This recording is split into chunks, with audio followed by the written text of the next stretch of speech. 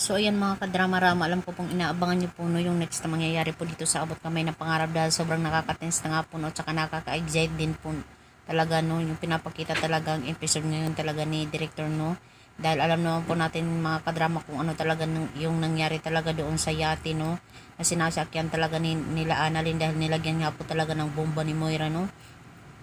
Kaya itong si Lynette at saka si Carlos, sila yung natira doon. Tsaka nalakpat talaga sila doon sa pintuan na yun, no? Pero alam naman po natin mga kadrama na talagang itong si Carlos, talagang pumunta siya talaga doon para iligtas si Lynette. Siyempre, kasama na din dyan talaga si Giselle, diba?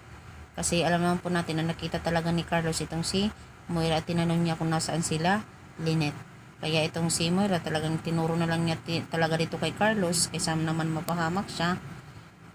At saka sobrang pasalamat talaga nila Giselle at saka nila Lynette na nailigtas talaga sila ni Carlos. Kaya alam naman po natin mga kadrama, hindi naman ibig sabihin na yung tao pag nakagawa ng masama ay masama na talaga yung buong pagkatao niya, diba?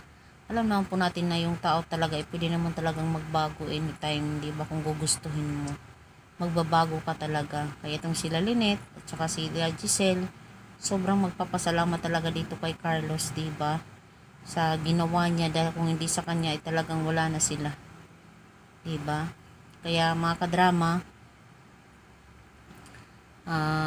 sobrang nakakatuwa po yung ganitong scenario no.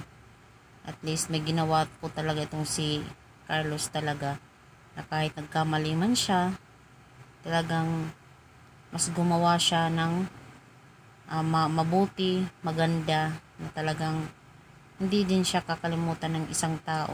Siyempre, itong si Carlos, nagawa lang po niya yung mga bagay na yun dahil sa sobrang pagmamahal niya po dito kay Lynette. Ayaw niya po talagang mapahamak itong si Lynette, na kahit alam niya itong si Lynette ay si RG talaga yung nalaman ng kanyang puso, talagang ayaw pa rin talaga ni Carlos na makita talaga itong si Lynette na nahihirapan, diba?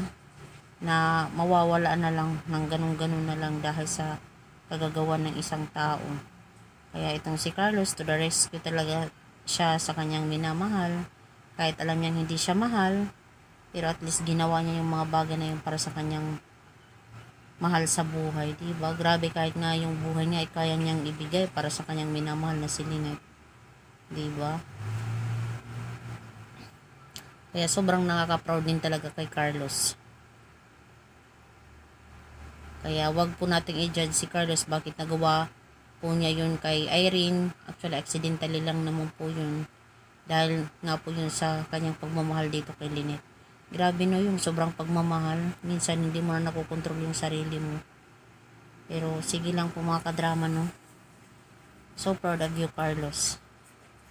Kahit magagaliting ka, patient, at least ginawa mong ituwid yung mga pagkakamali mo at pinagawa ka pa rin talaga sa mga taong mahal mo, diba? So yun lang po mga kadrama, maraming salamat again sa palagi niyong panonood. Don't forget to please like, share, and subscribe my channel para sa susunod na video is ma-update ko pa kayo mga kadrama. Thank you, abang-abang na lang po tayo sa next na mangyayari.